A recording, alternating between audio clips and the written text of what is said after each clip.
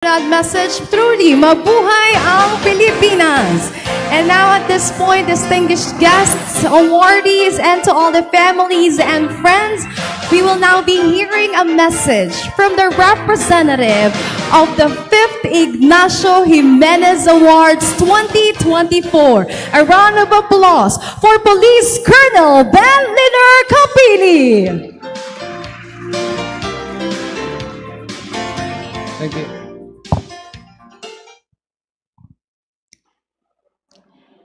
At the outset, let me greet and once again recognize the dignified and most illustrious members of JCI or Junior Chamber International. Palakpakan natin sila.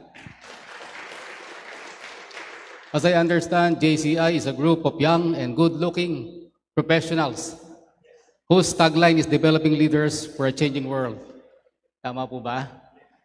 And of course, sa ating most beloved, Sir Ignacio B. Jimenez. Palakpakan po natin siya. Sa ating Deputy Director for Administration ng Southern Police District, si Colonel Just Tamayaw, my classmate. Sa ating mga awardees, mga families nila, friends, ladies and gentlemen, isang maganda at mapagpalang araw po sa ating lahat. It is with deep gratitude and immense pride that I stand before you today, honored as the Pip Jimenez Awardee, one of the Pip Jimenez Awardee of JCI Manila.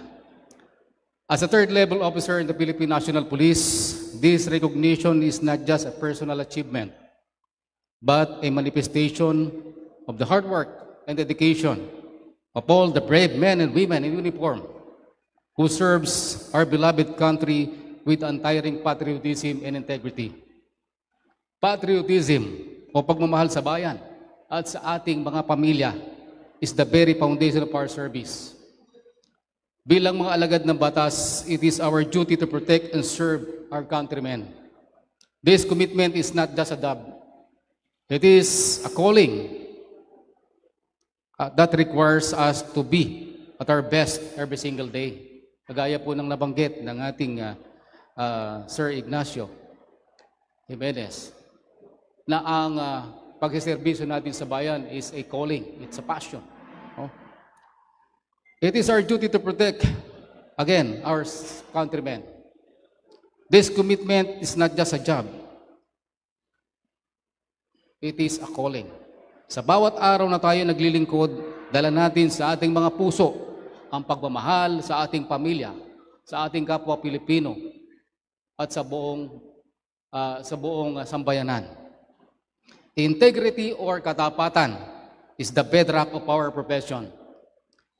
In every decision we make, in every action we take, we should always uphold the highest standard of honesty and moral principles as police officers.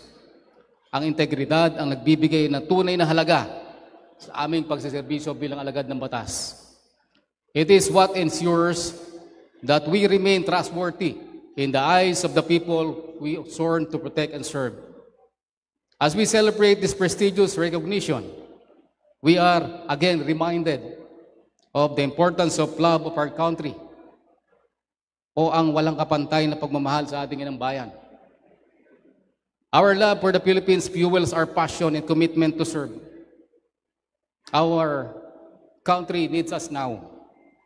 Ang pagmamahal na ito ang magiging inspirasyon natin upang patuloy na maglingkod ng buong puso at walang pag-aalinlangan, buhay man ang maging kapalit. Also, one of the most vital aspects of our duty as police officer is connecting with the community. Ang koneksyon natin sa komunidad ang magsisilbing tulay upang mapalapit tayo sa ating mga kababayan. It is through this connection that we build trust, understanding, and cooperation. We must work hand in hand with the people to create a safer and more harmonious society. Ang tunay na tagumpay ng Philippine National Police ay nakasalalay sa ating kakayahang magtulungan at magkaisa kasama ang ating mga kababayan. With this, I would like to extend my heartfelt gratitude once again in behalf of the Philippine National Police to JCI Manila, Ignacio Jimenez Award for this recognition. Thank you, sir. Thank you for acknowledging the hard work and dedication of our policemen and women. Your support and appreciation inspire us to continue our mission with even greater zeal and commitment. To my fellow awardees, congratulations. This recognition is a proof of our collective efforts and dedication. Let us continue to uphold the values of patriotism, integrity, love of family and country in all that we do. Together, let us build stronger bridges between the PNP and the community we sworn to protect and serve. In closing, I will leave this to you as a reminder. Together, with hearts full of love for our country and unwavering integrity, we can create a brighter and safer future for all. Maraming salamat po. Mabuhay ang Philippine National Police. Mabuhay ang Ignacio Jimenez Foundation at ang JCI. Mabuhay po tayo lahat. Morning.